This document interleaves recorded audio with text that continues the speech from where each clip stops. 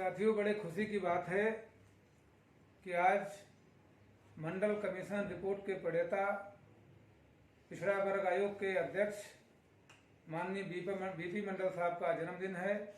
इस अवसर पर भारत के समस्त दलित पिछड़े समाज के भाइयों को और ऐसे भाइयों को जो इस देश में सामाजिक और शैक्षणिक रूप से सदियों से पछाड़े गए थे, जिनको हक वंचित रखा गया था, ऐसे लोगों को जो मुख्य धारा में लाना चाहते हैं, उनको मुख्य धारा में देखना चाहते हैं, ऐसे हम करोड़ों देशवासियों को इस अवसर पर बधाई देते हैं।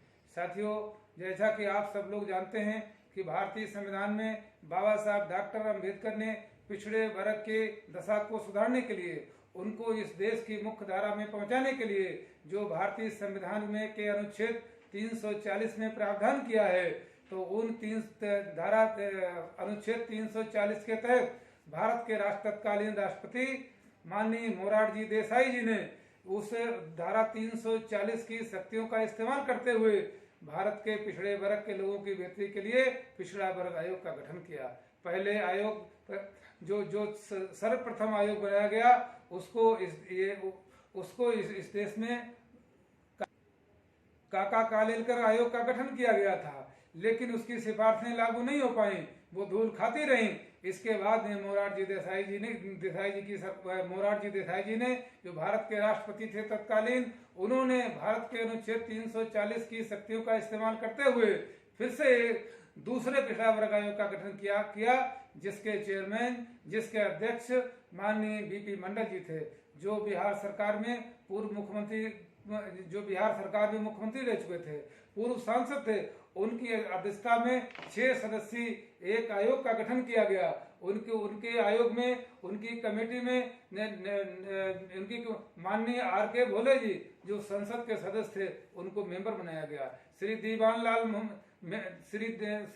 मोहन लाल जी, उनको सदस्य बनाया गया। श्री एल.आर. नायक पूर्व सांसद जी को सदस्य बनाया गया। चूंकि एल.आर. नायक से पहले दीनबंधु साहू जी इस कमेटी के सदस्य थे, लेकिन अचानक उनकी मृत्यु हो गई, इसके लिए उनके स्थान पर एल.आर. नायक साहब को रखा गया। और इसके अलावा के सुब्रमण्यम और एस.एस. गिल, इस तरीके से 6 सदस्यीय कमेटी ने पूरे भारत के सभी प्रदेशों में घूम करके ये दलित और पिछड़े समाज के लोगों की, ये पिछड़े समाज के लोगों को जो सामाजिक और शैक्षिक रूप से जिनका जीवन यापन करना मुहाल था, ऐसे लोगों को सूचीबद्ध किया, उनका अध्ययन किया और भारत के राष्ट्रपति को अपनी रिपोर्ट सौंपी। बड़े दुख की बात है कि उन्होंने जो अनुशंसाएं की, पिछड़े वर्ग को संवैधानिक अधिकार मिले, वो भी देश की मुख्य धारा में शामिल हों।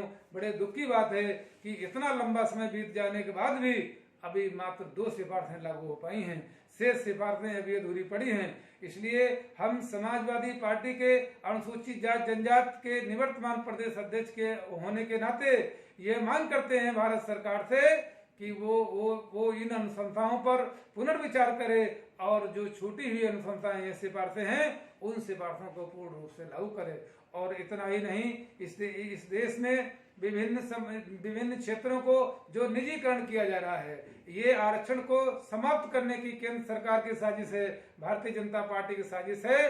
तो निजीकरण इस देश में बंद किया जाए और इस देश में चाहे सुप्रीम कोर्ट है, हाई कोर्ट है, सिनेमा है, जितने भी उद्योग धंधे हैं, जितने भी उपक्रम हैं, इन सारे प्राइवेट उपक्रमों में आबादी के अनुपात में उनको हिस्सेदारी दी जाए। हमारी पार्टी की मांग रही है कि इस देश में जब जानवरों की जनगणना हो सकती है, तो हम तो इंसान हैं, इस देश में आधी आबादी से अधिक अपनी हिस्सेदारी रखते हैं, हमारी भी जनगणना हो। इस देश में जनगणना जाति के आधार पर कराई जाए और उस जनगणना के आधार पर जो आंकड़े निकल के आए, तो वहां पर आबादी के अनुपात में हिस्सेदारी दी जाए। हमारी पार्टी का नारा है, जिसकी जितनी संख्या वारी उसकी उतनी हिस्सेदारी। ये नारा पहले भी रहा है। इस नारे को मानवर कांसीराम साहब भी लगाया करते थे। तो पहले लगाया जाता था कि संसो पाने बांधी गांठ और पिछड़े पामे 100 में 60। ये हम समाजवादियों का, हम पिछड़े दलित समाज के लोगों का ये हरचंद प्रयास रहा है। हम लोग इसकी मांग करते रहे हैं, लेकिन इस देश की बेईमान सरकारों ने वो नहीं चाहती हैं इस देश का पिछड़ा और दलित समाज इस देश की मुख्य धारा में शामिल हो।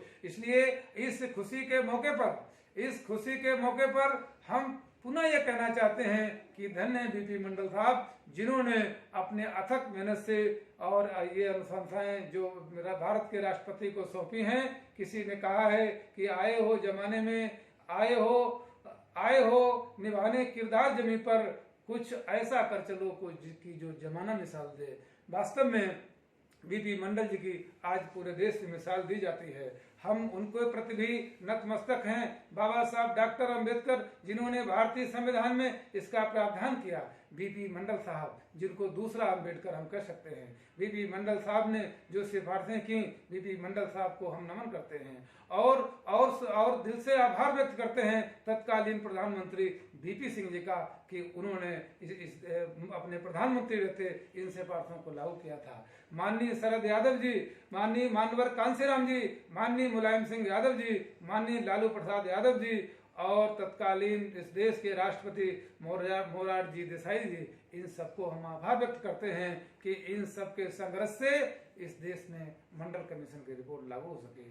तो इसलिए इस मौके पर हम पुनः देशवासियों को हृदय से धन्यवाद देते हैं और साथ ही साथ ये भी कहना चाहते हैं कि इस देश में जो आरक्षण की आड़ में भारतीय जनता पार्टी जो खेल खेल रही है, जो क्रीमी लेयर लगा रही है, ये क्रीमी लेयर असंवैधानिक है। हम इसका विरोध करते हैं। इस व्यवस्था को खत्म किया जाए, क्रीमी लेयर को, और आबादी के अनुपात में सभी क्षेत्रों में, चाहे वो सरकारी क्षेत्र हो चाहे निजी क्षेत्र हो, इस देश के प्रत्येक नागरिक को आबादी के अनुपात में उनको हिस्सेदारी दी जाए। एक बार पुनः इस पवित्र अवसर पर बीपी मंडल जी के जन्म दिवस पर हम समस्त देशवासियों को बहुत बहुत बधाई देते हैं, बहुत बहुत शुभकामनाएं देते हैं। धन्यवाद। जय भीम, जय समाजवाद, जय मंडल।